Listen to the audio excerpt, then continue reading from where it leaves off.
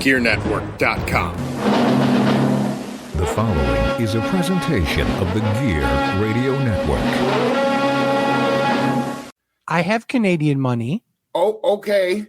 As long as that. I don't, because I actually like real money and not monopoly money. So I'm good. I'm good. I mean, it's only like what, a quarter on the dollar now. I have enough people willing to bet on the Rumble that I had to make two separate pools. And there's 15. Did you give us a shot? How am I going to do the American to Canadian fucking conversion? I have PayPal. I send it easily. I do this on a day-to-day basis. Straight cash, homie. Yeah, okay. So we're okay. Here's a better way. We're playing for Canadian money. I have Canadian money. Oh, okay. As long as that. I don't, because I actually like real money and not monopoly money. So I'm good. I'm good. I mean, it's only like what, a quarter on the dollar now. It's 125 to 1. Yeah. So technically, my money's worth more because it takes more of my money to equal your money. That makes it worth less. What about that thing Fat Man said about logical comments and illogical fucking statements? You got me there. Don't bring logic into an illogical situation. Absolutely. Or don't bring logic into a logical situation. But we'll talk about more on the wrestling show.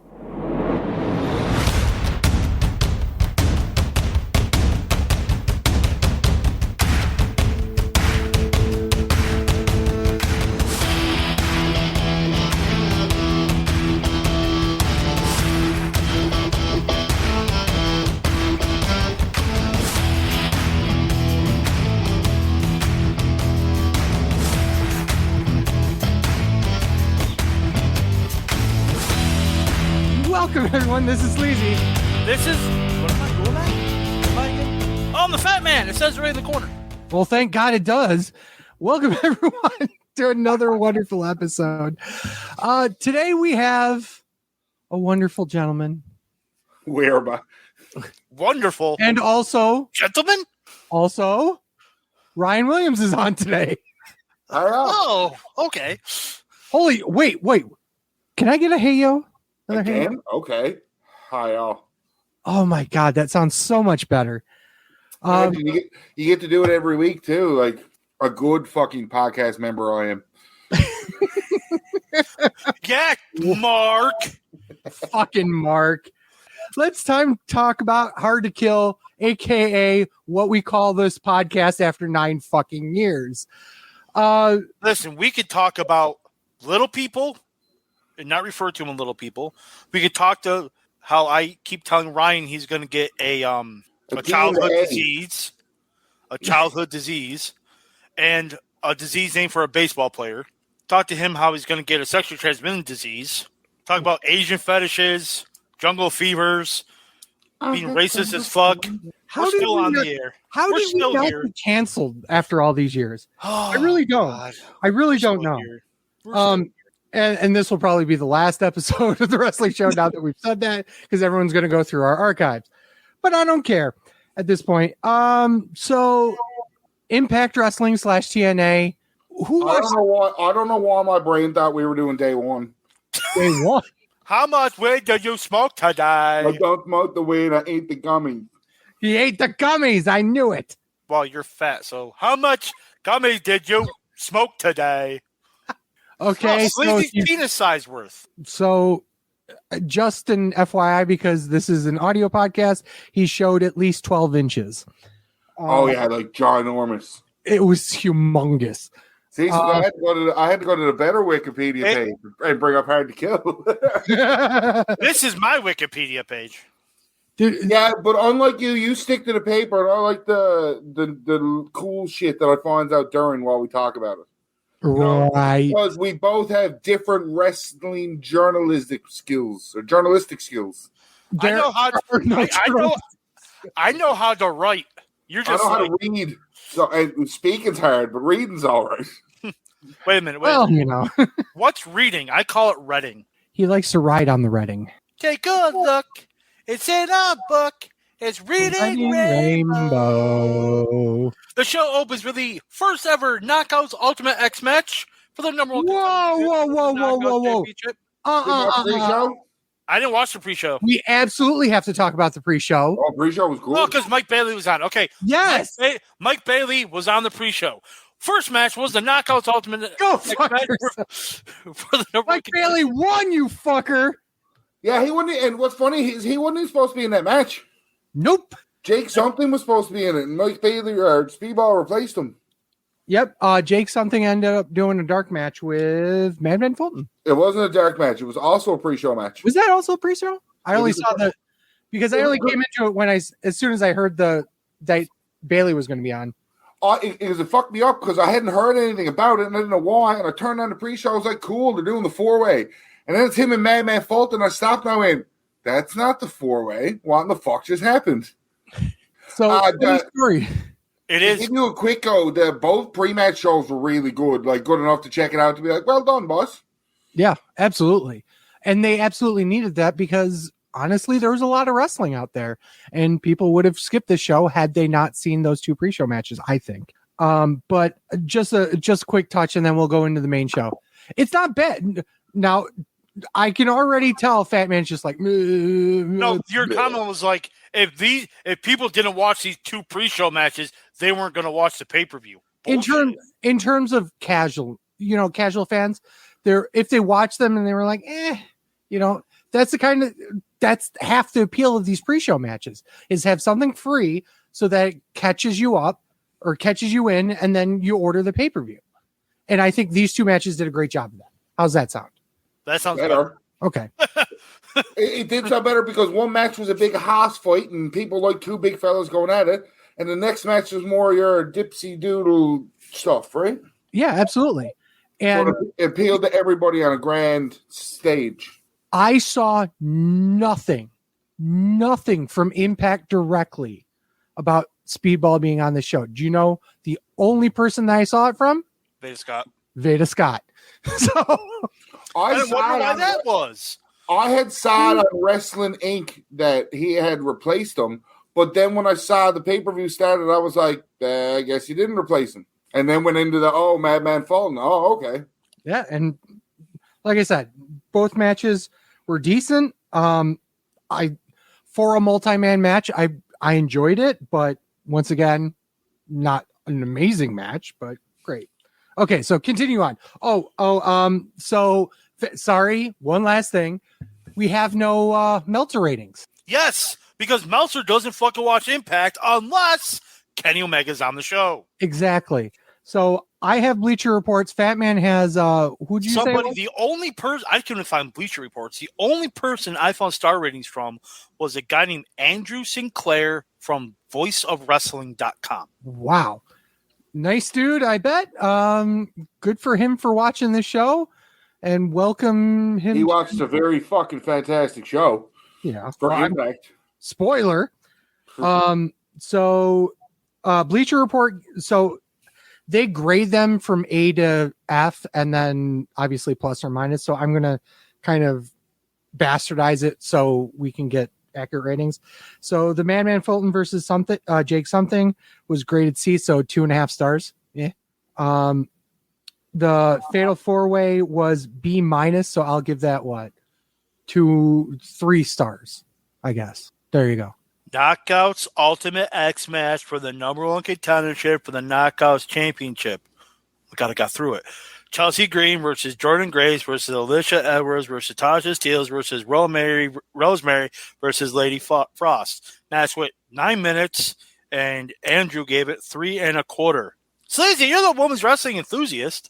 I thought it was interesting and I think that at this point it was a great way to open the match, but there are a lot of sloppy spots in it. The problem I have is that you have Jordan Grace in there who's repping another title effectively. So she doesn't, if she doesn't go over, what's question mark? I guess. I don't know. It just that seems like a really weird fucking nitpicky thing out of you. Yeah, it is. And to be fair, To be fair. It's not a big deal, but I just thought it was a strange way of booking it. There have been world's heavyweight champions in a Survivor Series elimination match who lost. Yeah, but this particular match had stakes to it. That's like so it's like putting. Well, I guess it's still an invalid. Yeah, no, let him finish because he was going to give an example and he realized the example was like, all right, never mind, I'm going to shut up. No, because I'm going to give the example of the Money in the Bank match where you have a secondary champion in the match. The difference is technically the title she had would technically be over that because it's an open weight it's an open weight title versus something that's specifically for a division. So she's in a number one contender match for a title that would technically be beneath her. That's why I'm kind of like, does that make any sense? No, because this is exactly why women shouldn't hold men's titles, if that's your view. I don't think they've done. And the Knockouts title is more established than the digital media title. So is it beneath her? Is it beneath Tessa Blanchard to go? Oh, Tessa Blanchard comes back to Impact, so it's beneath her to go for the women's title now because she's the former fucking. No, I'm talking about the fact that she's specifically in a number one contenders match for a title that, in theory, would be beneath her. No, you're wrong. It's designed for her. The word. Because it's the Knockouts title. Right. Then why doesn't she just get a straight shot at it? Because this is the number one contenders match. Why not? Why didn't Rosemary get it? Why didn't Chelsea Green get a title shot? She's not holding. None of those are Doesn't matter. Champions. Doesn't matter. Why didn't Lady Frost get it? Am I fucking blind here? You're just being illogical. And No, you're trying to bring logic into a situation that actually doesn't need logic. Oh God, for fuck's sake. Like, this is the one time I'm not going to joke about it. You're being like really nitpicky. And by the way, and it's not a big deal. I just think it's a strange fucking booking decision. By the way, for her to be in match of the night in a walk. This thing was a mess. I will say this, that both pre-show matches were way better. Most of the spots were botched and didn't look good. The only exception, the only person that I thought came out looking good in this match was Lady Frost. Okay, yeah, that's fair. Because her spots looked clean, they looked crisp, and they were freaking believable and unbelievable at the same time. The match felt rushed, and the ending was kind of dumb. Jordan Grace just fell off the thing because she's the strongest person in the match, but I'm just going to fall off just because. It wasn't even provoked. She just fell. There was a spot like Chelsea Green and Rosemary or something. They were fighting over the belt. People can slip. And the fact that you had to say Tasha Steelz didn't look fucking like $1 million coming out of this is you're wrong. And she's the former tag champ. This is the hugest win of her career. I'm only wrong. Well, I don't think she looked good because she didn't really do anything in the match. But that's not what made her look good coming out of this. She's opportunistic. She won the first women's Ultimate X match. Like that, you know what I mean? When you attach things like that to people, like you kind of get, you should. Okay, I see what you're saying, but I think the person that looked the best come out of it. How about that? Looked the best. Fair enough, yeah. Was Lady Frost.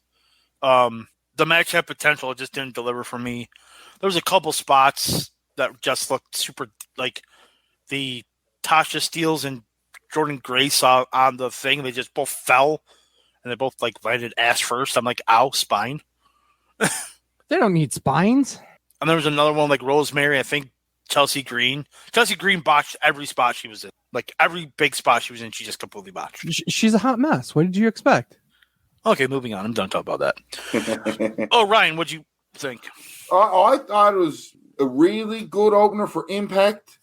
I was less picky about the botches and stuff and just went, well, I mean, if the men had to do it, I'd shit on them too. But, like, I get it, women. You're not used to this at all. So, I mean, I was probably a little bit more lenient on the botches being that what type of match this was. And it's not like they really had any sense of how to do this match. Right?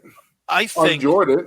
I gave it 2 stars. I thought it was this couldn't even main event a house show for you. It's not a main event. It's an okay match for a house show. It's 2.5 stars. It had to be the main event.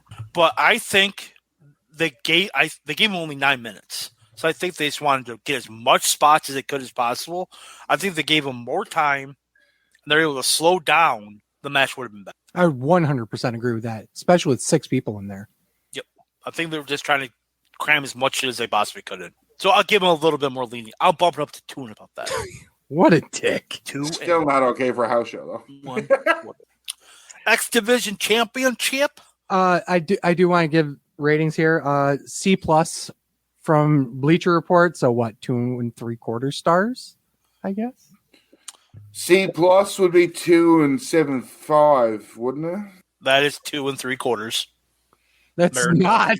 That is That's 2.75 is 2 3/4. No, 2 7/5 is not 2 3/4. He said 2.75, didn't he? Oh, you did? Oh, Yeah. well. Which is 2 3/4. Well, I thought he said 2 7/5. I Which said means it that it's way, 3 Batman, because you know how my brain 3.4. works. I have to make it make sense in my head to think about what the alphabet would be, the conversion rate in my mind. Remember, he's I in already Canada. said that. X Division Championship, Trey Margot versus Steve Macklin. Bless you. 12 minutes and 50 seconds. Andrew gave it 3 3/4. I gave it 3.5. It was really good. Good story with Macklin being super aggressive, because if he lost, he didn't get another title shot. But in the end, he lost because, Because fuck you, man. yeah. That's it, pretty much. Simple notes. I love that match. Trey Miguel, I guess he made the right decision by not going with the boys over to fucking NXT.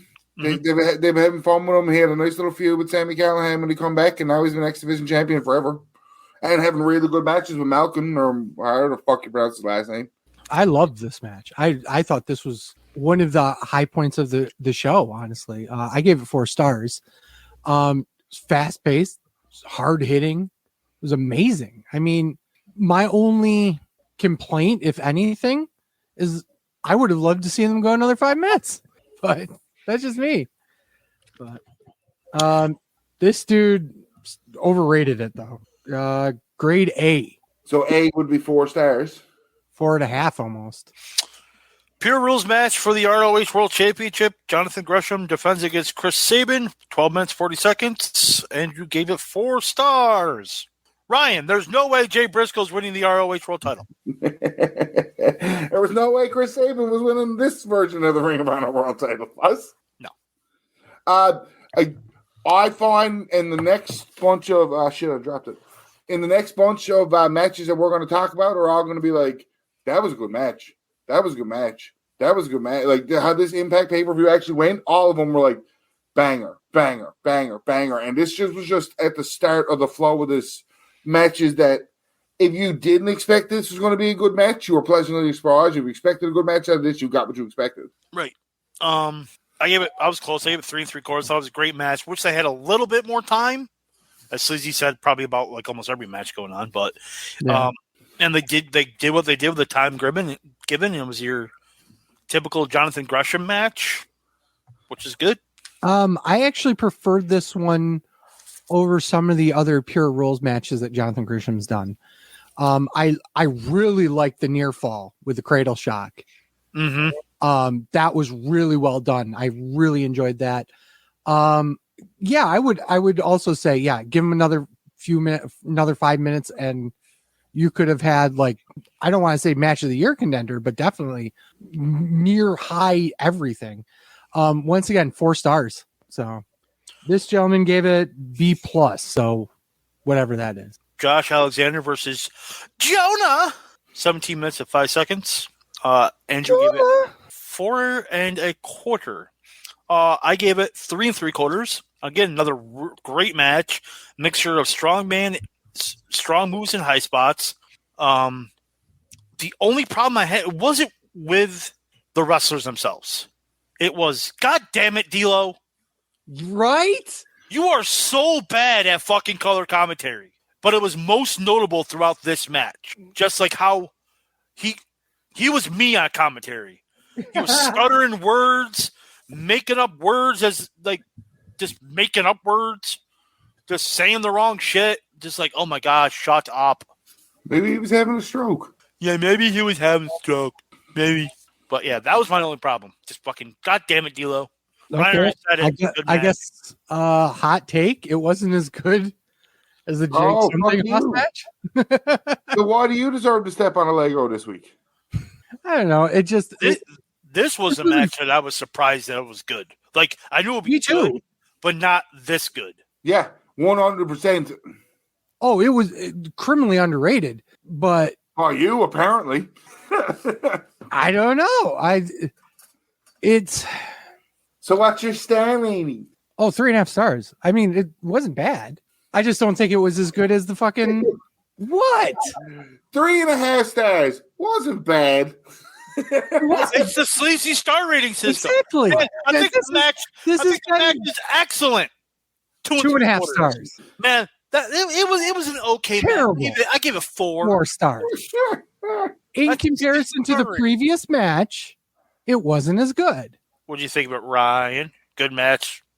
I loved it, and when it happened, thought it was going to stay as match of the night. Then we had Hardcore War. The Good Brothers and Violent by Design versus Eddie Edwards. One half of the Spot Monkeys, Rich Swann, Willie Mack, Rhino, and Heath Bar. 23 minutes, 25 seconds. And I was just thinking this was going to be just, all out 10-man tag, beat the shit out of each other. I didn't realize it was War Games with one ring and no cage. Right? Yeah, that's why it was a hardcore war. Okay. Please tell me more about Hardcore Wars. Hardcore Wars. Hardcore Wars. Hardcore War is a 10-man hardcore match. They just enter with that style. And then they just fucking schmaz. Andrew gave this 3.5 stars. He's an underrated piece of shit. This was great. Action throughout the whole match. It never got boring. Very entertaining. They didn't really go over the line offensively like Omega and Moxley did. Yes, you had barbed wire and stuff, but like it wasn't like it didn't go like let's put each other through glass plates and just because we can. So there was no self-gore mutilation. Yeah. No, there was just gore. By the way, sorry, Rhino, you move like me. 2 bad knees, bad back, barely. Oh my! He looked so slow. He just looked like wrestling for 25 years. I know. I think it's time. Sorry, but I mean, yeah. But drink, and I'll talk about the end of the. Hang on 1 second. Okay, Ryan, talk. I thought this was match of the night. According to me, yep, match of the night. And the matches that followed it, it's not like they were bad matches, but like what you used, like this didn't stop. There was a story in every single person that was connected, and and it's been going on for months, and it was a great little fucking boom. Because especially how the tapings go after and how everybody splits off, this was a perfect little end to a lot of this shit, or a pause, if anything, for some of the TV stuff. Right. No, I thought it was great. I'll get to the end, the post match once Sleazy comes back in. I'm back. Sorry, the PlayStation 4's trying to constantly eject a disc that's not in there. Is that why that beeping noise kept going on? That's what's doing it. The fucking garbage thing. Anywho, so yeah, obvious match of the night. Absolutely phenomenal. I dare say, if it wasn't for the fact that a lot of times you don't normally see a multi-man match make match of the year.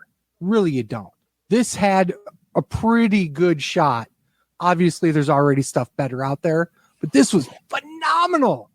I think everyone said everything that I wanted to hit, mainly that it was just chaos throughout the entire match. And I love the fact that, once again, we don't have to worry about multi-man matches when everything's going on at least. So, yeah, I gave it 4.5 stars. I love this.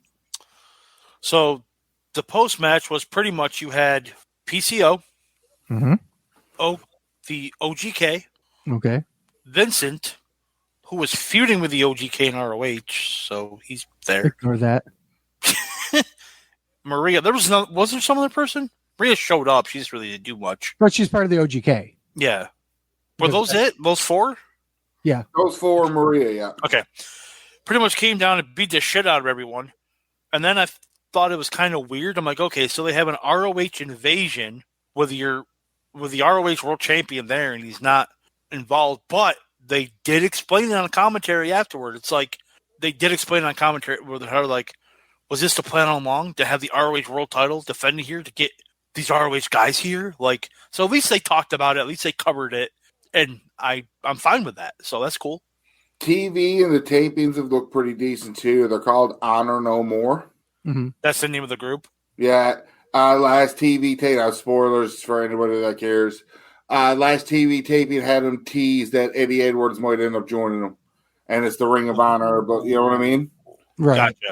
Gotcha. My question is, why couldn't you change Vincent's name to something that had initials in it? So you had the OGK, PCO, and VKM, bro. VKM. Thank you. Been done. Boy, this company knows. Facts. Sleazy's favorite match of the night. 3-way match for the Impact World Championship. Moose. iPhone. Thank you. Defends against Matt Cardona and Big Ass. Woo, woo, woo. 16 You know it. 60 minutes. Andrew gave this 3 stars. I feel like that's a low number for this match. I rated it higher. So did I. 3.25. What a dick. It was a good match. The ref bumps were just not necessary. Yeah, it's I understand that they wanted to show that Morrissey had the title won if it wasn't for a ref bump. So it makes the ref bump necessary. But no, it doesn't. Because it makes the ref bump necessary for the gimmick. Yeah, so it makes the ref bump necessary. But you could have still done that by have Cardona pulling out the ref later. Be like, Morrissey had the title won, but Cardona pulled the ref out. Which they did with Cardona later. So don't use the same. So damn it, D'Lo. I just think it was dumb. The ref bumps were just stupid. The second ref bump was. No, it wasn't because it was a different ref bump. I'm going to fly up there and stick that fucking new microphone up your fucking arse. Oh, thank you. I appreciate that. This was one of these matches with the legs open. Wow. Nah. Wow. Those are staying open, bro. This is another match to me that I was like, I did not expect this to be as good as it ended up being. I thought it was going to be a bit clunky. It reminded me of Lesnar, Strowman, and Kane from the Rumble. The 3-way match that was supposed to be shit and was great. You know why this match was so good? Or better than you thought it would be? Matt Cardona. 100% Matt Cardona. Yep. The Deathmatch King. The Chelsea Green shit could have been left out of there too because they were unnecessary. Yeah. But no, I agree. Matt Cardona 100% made that match better than it would have been. And it looked like he belonged in there. Does our one listener care about spoilers? No. Oh, fucking Cardona ends up beating Jordan Grace for the title. Yep, I knew that. In Impact. Does he call it the internet title? The last bit of the taping was that, so I assume by the next taping, and when he's allowed to post about it, he's changing the belt to his belt. Why wouldn't you? Like, that's brilliant. Yeah, absolutely. 100%. Considering he's already defended it and lost it to Effie and got it back in GCW. Effie with his biggest match of the career. You're right. So one thing that Fat Man didn't actually talk about, huge thing, us 2CW lovers, what made an appearance? Wow, he doesn't remember. The prosthetic leg. Oh, yeah. Yeah. The 2CW original used the leg. You want to film me? Actually, we saw the leg and went, where the fuck did that go? It was Morrissey used the leg, not Moose. Well, he's the most recent person in 2CW. Oh, there was a reason why I didn't go to that show. Right. I was in Chicago. Yeah. I will say this, and with all due respect to both guys, I thought that what Morrissey did in the match at 2CW was not bad. I thought Enzo's fucking promo talking about Brody was absolutely phenomenal. If you guys haven't seen that, it might still be on the 2CW Wrestling YouTube channel. If not, there will be places you could find it. I'll just leave it at that. This match itself, way better than it had any right to be, honestly. Once again, triple threat match. I hate. Two former WWE guys in there, if you look at it from that perspective. But it was really good. My only thing was that I would have liked to see Moose drop the title, believe it or not. I would have loved to see Brad Cardona be the new champion, but they also gave him the digital media championship. So, oh well, life sucks. iPhone. Life sucks. But iPhone is God, and that's why he's still champion. Since today is technically Saturday to the listeners for the first time on brand new days, iPhone show up in the Rumble tonight? No, it's not. There's no spoilers here, Sleazy. Okay. I left out all Rumble news. We talked about this last week on who we thought was going to be in the Rumble. Yes. I don't think Moose is going to be in the Rumble. Yeah, Sleazy, fair enough. The only reason, because we're talking about him, is why I'm asking. I know you're anti anything about the Rumble. There's like 3 or 4 news and rumors about people who might be in the Rumble, and I left them out because of you. Thank you. I appreciate it. So I'm not going to talk about it. If you guys want to talk about that, I will actually leave the room. No, that's fine. You have to edit the show. Yeah, but if you give me a time code, I will not listen to it. That's bad, because then we'll just say whatever we want, and you won't know what's there. Main event. Okay, no spoilers today. Texas Deathmatch for the Impact Knockouts Championship. Mickie James defends against Deonna Purrazzo. 19 minutes and 40 seconds. Edge gave this 3 1/4. So what if he's not Meltzer, so I'm not wrong, am I? I agree with him. 3 1/4. I just put good effort by the ladies. They didn't need to do as much as they did. So good for them for putting But on they a show. wanted to. Yeah. Well, this isn't a spoiler. You know, like current Impact Women's Champion, also Royal Rumble entrant, Mickie James. Well, you could talk about it because they talked about it during the pay-per-view. Right. Yeah. That's what I got. Sleazy, what do you think of the match?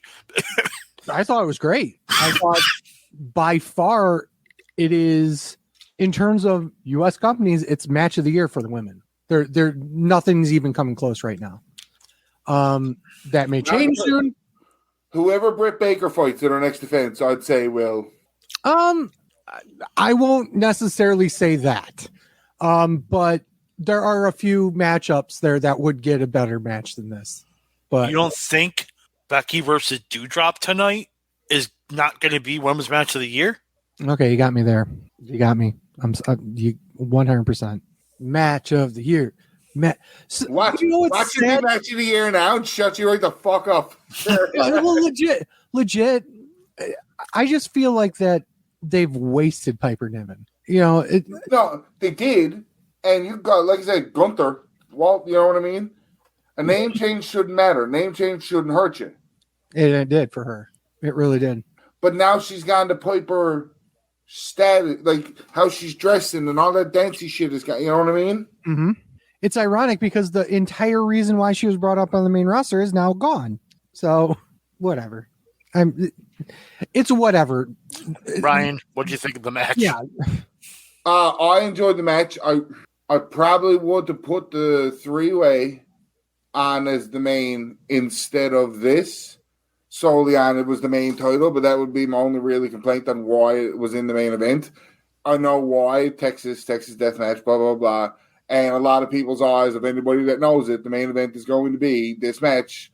For anybody that's watching Impact that didn't know anything about it and just went, ooh, Mickie James, I remember her. Ooh, let's watch this show, right? This is why it had to be the main event, because if they were only watching for Mickie James, they were going to stop watching after the Mickie James match. This was a perfect way to integrate former WWE stars in a situation where it would help the company the most. Yeah. Mm-hmm. One day, WWE and Impact are working together, and it's better than the entire agreement between AEW and Impact. 100%. Yup. Overall thoughts on the show? Great show. Great show. Absolutely. Impact pay-per-view. Every match was good except the opener, in my opinion. And even still, the opener, you're going to remember that more for the historic factor and who won it than anything else. Really, yeah. All right, news and rumors. Get these out of the way. I don't got much. Before we go, let's take a quick break because I got to get some food in me. So let's regroup after this. All right, folks, we're back. So what do we got for news and rumors? I'm the fat man. No, fuck you. I'm supposed to get food in me. Too bad. WWE is slated to host Money in the Bank on July 2nd at the Allegiant Stadium in Las Vegas. However, the UFC announced that they will be hosting a pay-per-view that same day at the T-Mobile Arena. How much you want to bet the WWE pay-per-view that weekend is going to be 8:30 to 11:30? Or they just move it to July 3rd. No, they're like it was supposed to be on a Saturday. They just moved it to Sunday. I can see them moving an hour ahead compared to moving it to a Sunday. Or go from 7 to 10. Yeah. It's in Vegas. They can do like 6 to 9. But your main people who watch the pay-per-view are on the East Coast. Right, which means it's 8 to 11 there. I'm saying do it 7 to 10 in the East. Live. Oh, okay. Yeah, that makes sense. I thought you meant locally. Sorry. No. Because you know that Tony Khan said that everybody who signs with AEW are lifers. It is previously reported that several contracts for AEW stars, Leo Rush, Joey Janela, and Brian Cage are expiring soon. According to Fuck Dave Meltzer. a lot of contracts are coming due between now and the middle of the year, and there have been adding people without subtracting. The roster's bloated, and we have said it over and over again. They're going to be subtracting. There's going to be a lot of people not renewed, and Leo Rush and Peter Avalon are the first two this week. The rule of thumb is if Tony Khan signs you for 3 years, you're there for 3 years because there's guys that are not getting used at all that he could cut. There may be disciplinary reasons for cutting someone. If it's a guy whose contract is up and he's not on TV anymore or not being used, they'll probably be let go. As far as Joey Janela, he's on the streaming shows and he's had a feud with Sonny Kiss. I don't know what his situation is. It depends on how significant they want to cut people. There will be other people cut going forward. Okay, so Leo Rush is a bitch. We already know. Yeah. Don't hold back, sure. That's all you need to say. That's literally the only reason why I was coming in to comment was for that. So yeah, essentially they're pulling a WWE, signing everyone they can, and having a bloated roster, which I've been saying for fucking about a year now. I don't even think it's that. I mean, Peter Avalon, okay, maybe. But Leo Rush, they absolutely got rid of him because he's a little bitch. Brian Cage has already expressed the fact that he's unhappy. Yep. So, and Joey Janela, doesn't Joey Janela run GCW? He's a booker. Yeah, I believe. So, okay. And let's talk about that. Do you have any info about GCW? The show? Okay. Nick Gage wasn't on the show. Wasn't. That's a lie. No, he wasn't on the show. Don't tell Fat Man. He wasn't. I wasn't gonna watch it anyway, so it doesn't matter.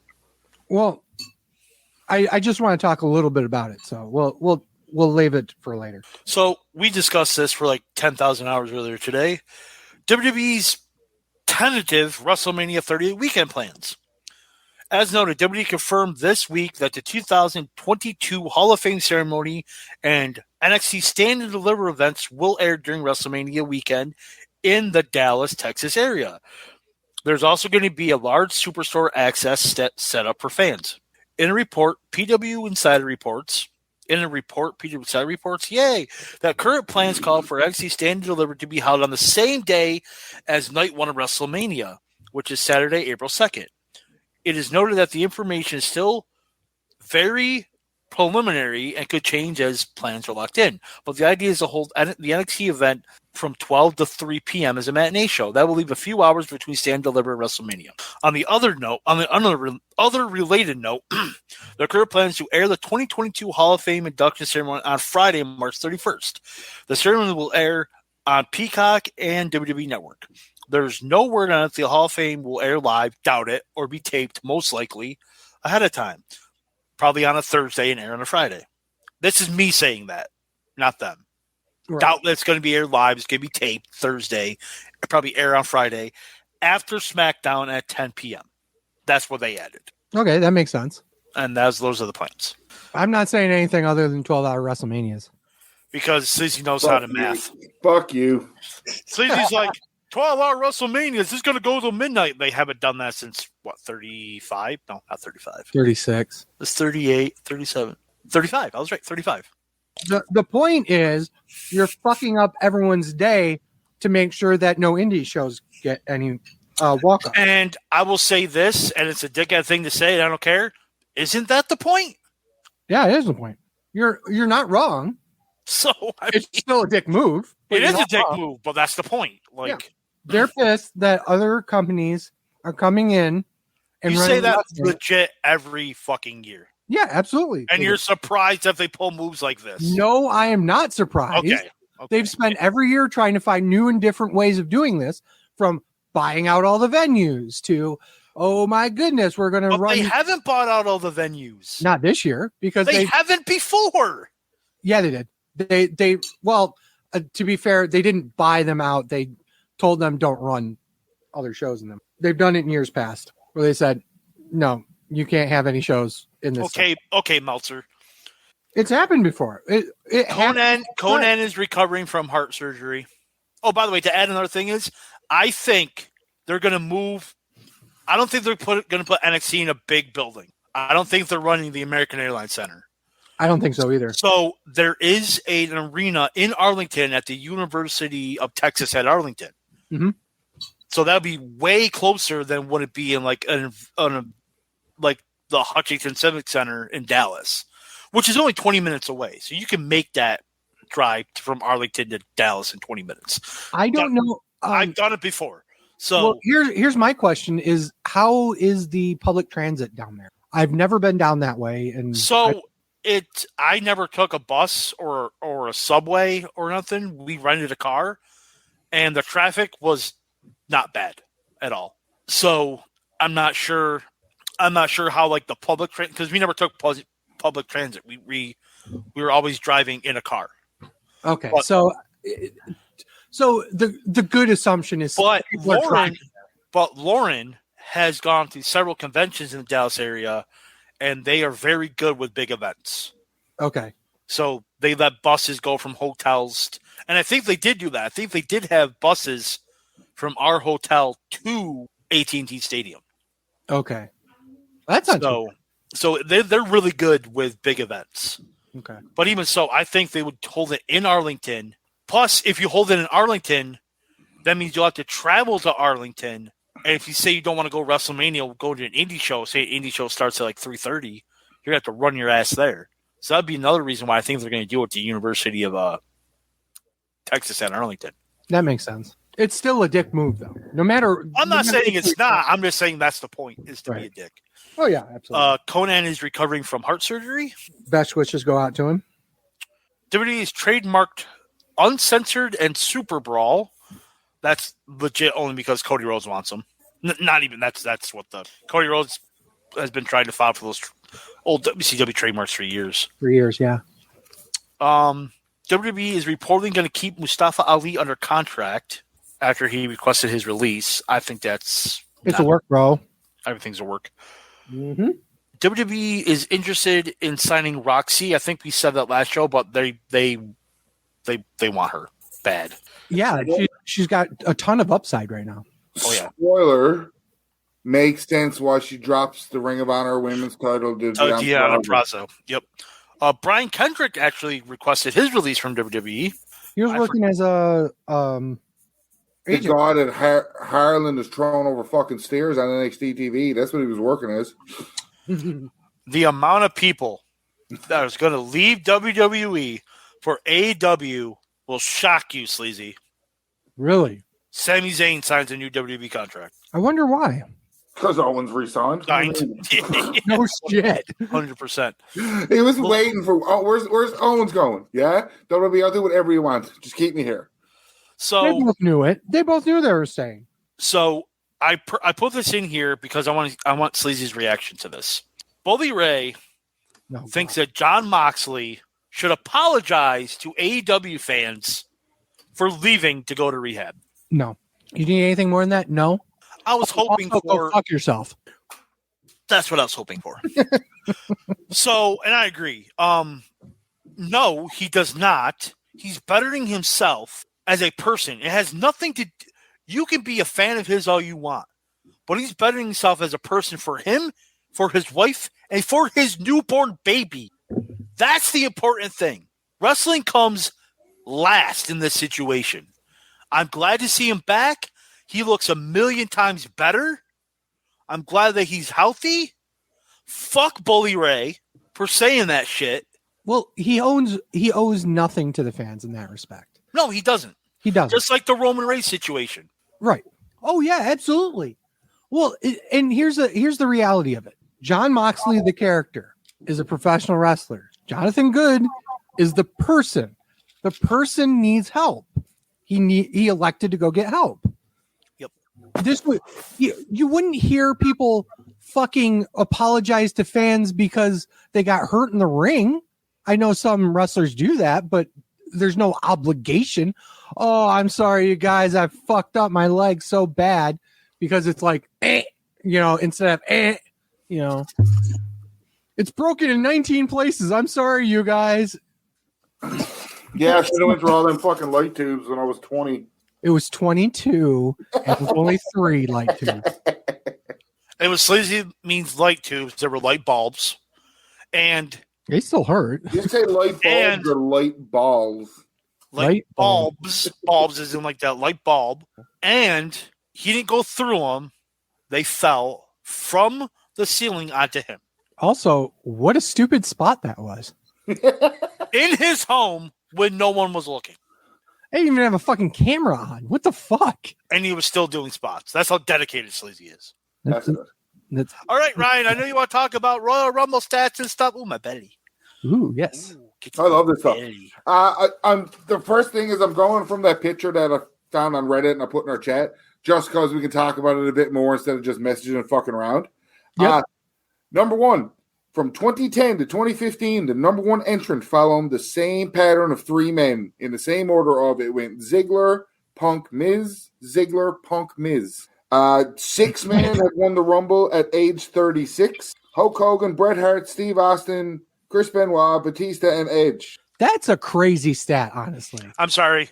I had to say this because it's not wrestling related, but if everyone knows me, I'm a huge Red Sox fan. David Ortiz has been elected to the Baseball Hall of Fame. I saw that and I chose not to tell you. You fucking prick. I just got it from ESPN. That's funny because I also knew because I saw it on my phone just now. Anyways, this year, the 5 people that are 36 years old that could be possible winners of the Rumble are Roman Reigns, Cody Rhodes, Jon Moxley, and both Usos. I see Main Event Jay. Main Event Jay. I see 1 out of those 5. Yeah, Main Event Jay. No. Main Event Jay, damn it. No. Jeff Jarrett holds the record for the longest time between Royal Rumble appearances. There was a 20-year gap between his appearances in 1999 and 2019. That's cool. John Cena holds the record for the shortest Iron Man performance in a Royal Rumble with 22 minutes. So it's whoever was the longest person, yep. Right? John Cena's the lowest with 22 minutes. That was 2010? Yes. 4 men, and this is a cool stat, 4 men have drawn the same number 3 times. Edge with number 5, Shawn Michaels with number 18, Batista with number 28, also won both of his Rumbles from the same number. Yep. And The Undertaker at 30 also won a Rumble from that number. Charles White has appeared as a record 5 different characters in the Royal Rumble over the years. Did it list it? Okay, I can name them. Name them. Comma the Supreme Fighting Machine. 1. The Godfather. 2. The Good Father. 3. Papa Shango. 4. Technically, Kama Mustafa's a different gimmick. Character. Yep. Nation of Domination. Okay. Because one was they technically they were 2 different gimmicks. Yep. They were 2 gimmicks. Okay, I'll get that. Only 5 men have entered the Royal Rumble from both the number 1 and number 2 entry. See if you can guess any of the names.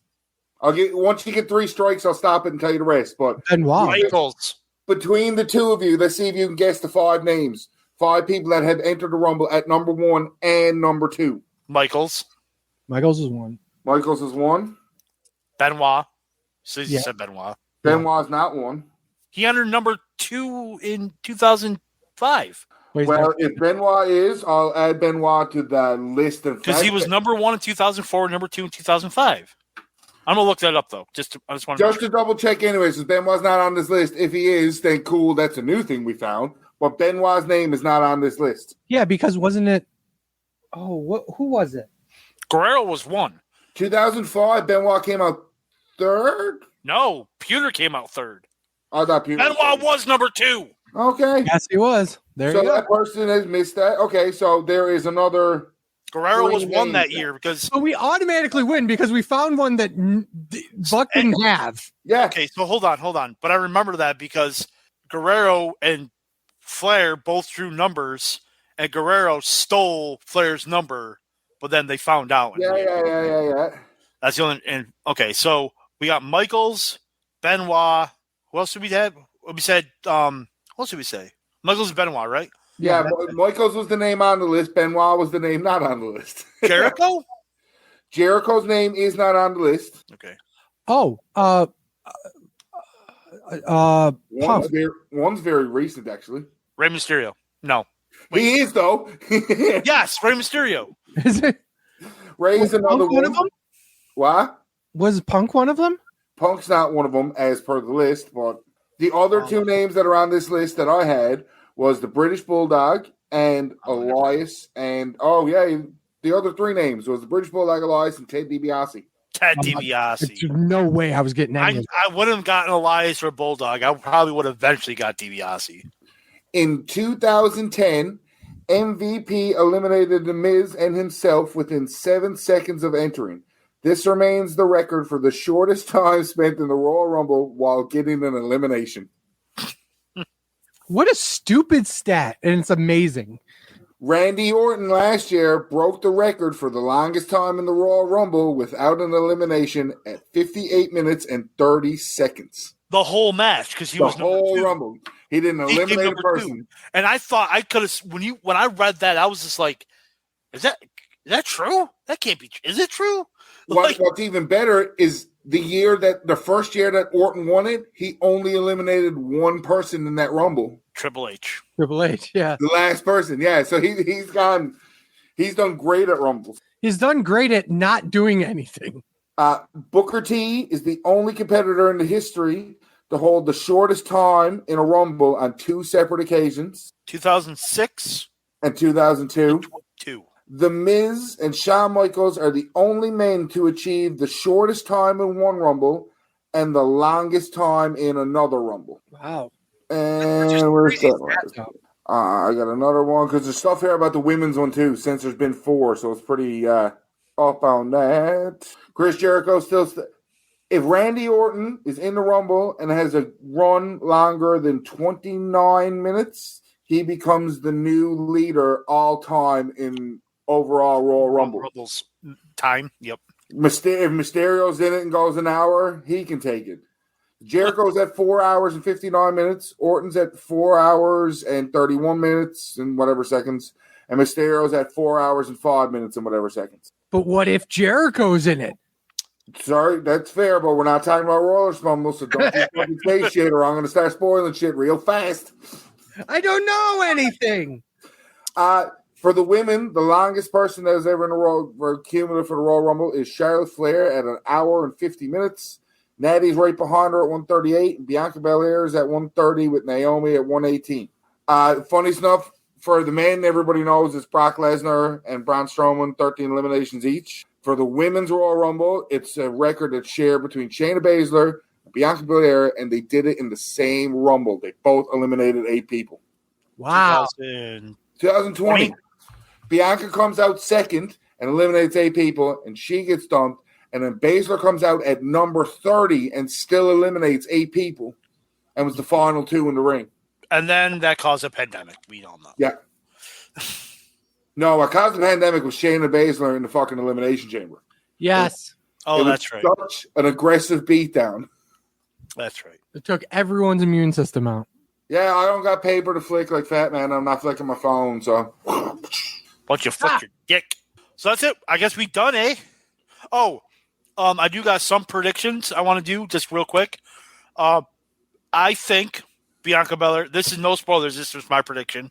Yeah, we'll do our May. Yeah, we'll see. I don't know. Right I don't know any Sunday. spoilers on who's winning. I know spoilers on who may be in it. Okay. I think it's either going to come down to Bianca Belair and a surprise entrant winning it. I'm not going to say who. For the women, for the men, I was a little bit harder because I'm not sure what's going to happen. But I do think Rollins is going to beat Reigns. Reigns is going to enter the Rumble, and Reigns is going to win the Rumble. And face Lesnar. And face Lesnar at WrestleMania. So I think Rollins is beating Reigns. Reigns is entering the Rumble, but he's not winning the Rumble. Okay. He'll get his title match shot the other way. Lesnar will go to SmackDown and taunt him, and the WWE title is going to be back on. I also have this theory that the Usos are going to cost Lesnar the title, and then Lesnar is going to cost Reigns the title. So that their match at Mania isn't even going to be title for title. Or not title for title, just no title. Just them facing off against each other. It's not like they don't need it. Yeah, they don't need it. But they need it, if that makes sense. I think... Who gives a fuck who's the better wrestler? I want to be the better wrestler who's the champion. I think the Universal title match, this is me being a mark, is Rollins-Owens at WrestleMania. Yeah, and the WWE title match is going to be Lesnar and Reigns. However they get to it. Right. Have Owens win the Elimination Chamber or something. It don't matter. But, I just think the Universal title match is going to be Reigns-Owens. And this isn't spoilers either. This is just how my brain worked when I'm predicting my Rumble winners. Outside of knowing how long Bayley was injured, Bayley was my guess. And then I went, well, I don't know if she's ever going to be there or not. So I left it alone. I was like, well, I guess Sasha's winning it. Then I heard Sasha got injured at a house show.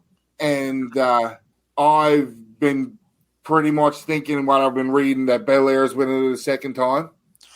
Yeah, I think, I was picking Banks anyway because, I think she was in the women's title match last year, but then Becky's won it, Charlotte's won it. I think they're going to give it to Banks this year. Sleazy, what are your predictions for the Rumbles? You know the obvious ones. Asuka. I was just going to say Nakamura. I was going to say generic Asians. This isn't 2018. New Japan presents the Royal Rumble.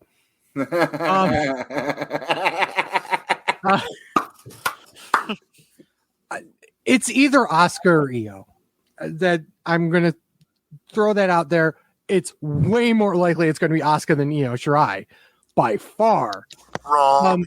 The other dark horse one is Raquel Gonzalez. But my heart says Asuka. The smart money is probably going to be if Banks is in the match, she's winning it.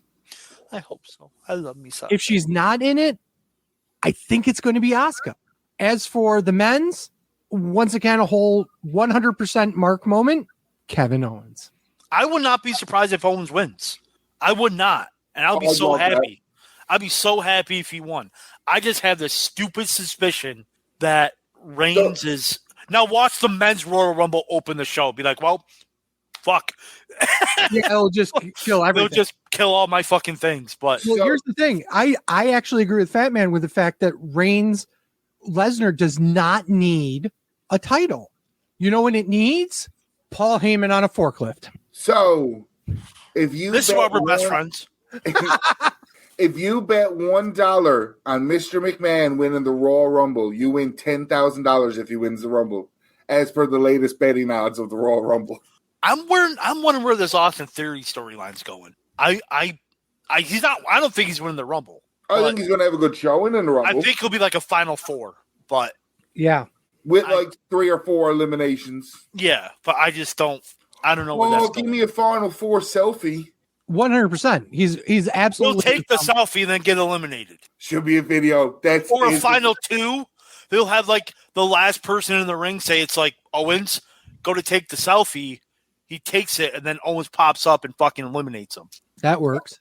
I'd rather him lock it into a video, a live stream. So he live streams it, and then as he's eliminated, the phone is doing the flipping. Like, yep.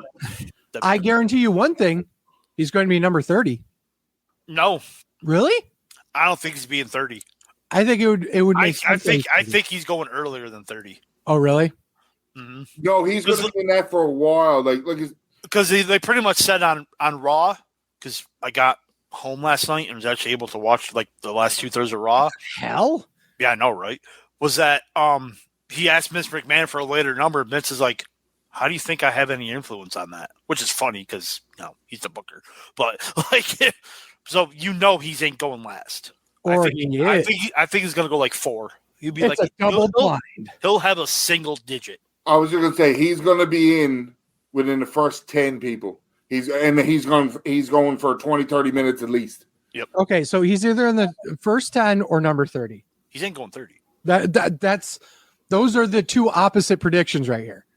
I'm saying 30. You guys are saying first 10. No, watch him go like 11. Yeah. Fuck us all. So folks, for you guys listening, it's not too late to join our contest. Go to our Facebook page. Facebook.com/Sleazy and the Fat Man. There's a post there. Choose your number. Don't choose one that hasn't been chosen before. Don't choose one that hasn't been chosen? Right. Didn't I win last year? Yes, Ryan won last year because he's a little bitch. He loved his present. He loved his present. Oh my goodness.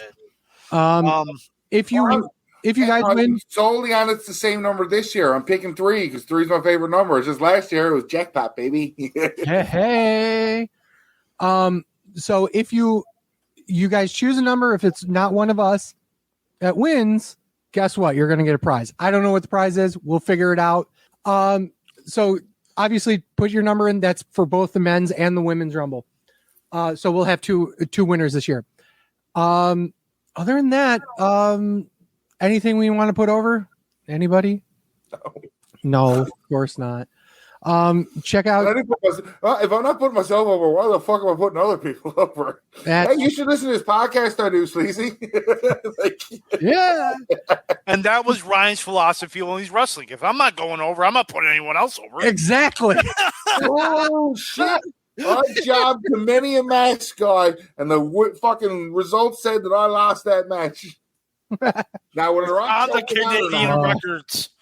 It's in the Canadian records, but since Canada doesn't have the internet yet, it won't be posted for another 7 years. Exactly. Yeah, we're recording a podcast over the internet.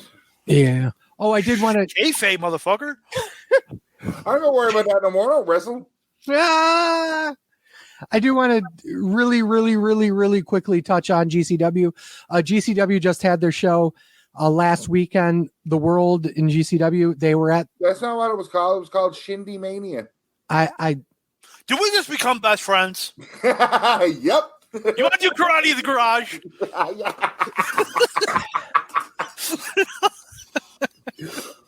If all out was Indie Mania, GCW, they had Shindy Mania, boss. Okay. I saw one spot from that show. And guess where I saw that spot from? Me. WrestleBotch. Oh, then you saw 2 because I shared a spot of it. Did you? In the chat, yeah, with that the power of Destroyer. Oh, the chicken fight thing. Oh, I didn't see that. I don't think I saw that yet. So a couple of quick things about that. Number one, they had over 2,000 people in the fucking Hammerstein Ballroom. Yeah, that GCW fly by night though. Wow.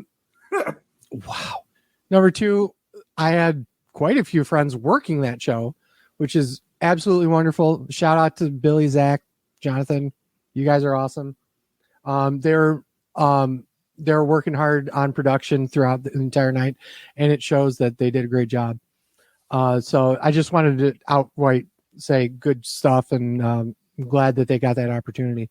But that's pretty much it for the show. So with thanks to Mr. Ryan Williams, and as always, for Sleazy. You don't want to stop on track with a freight train coming through.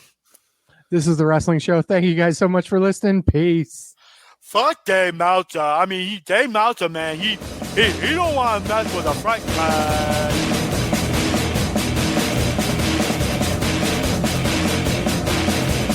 I'm a truth that you seem to run from. I'm an army of one.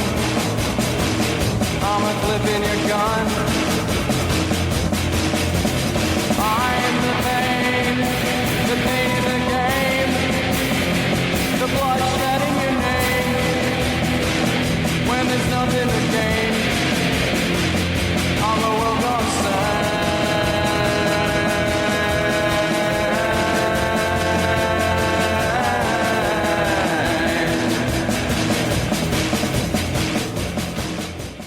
The preceding presentation has been brought to you by the Gear Network.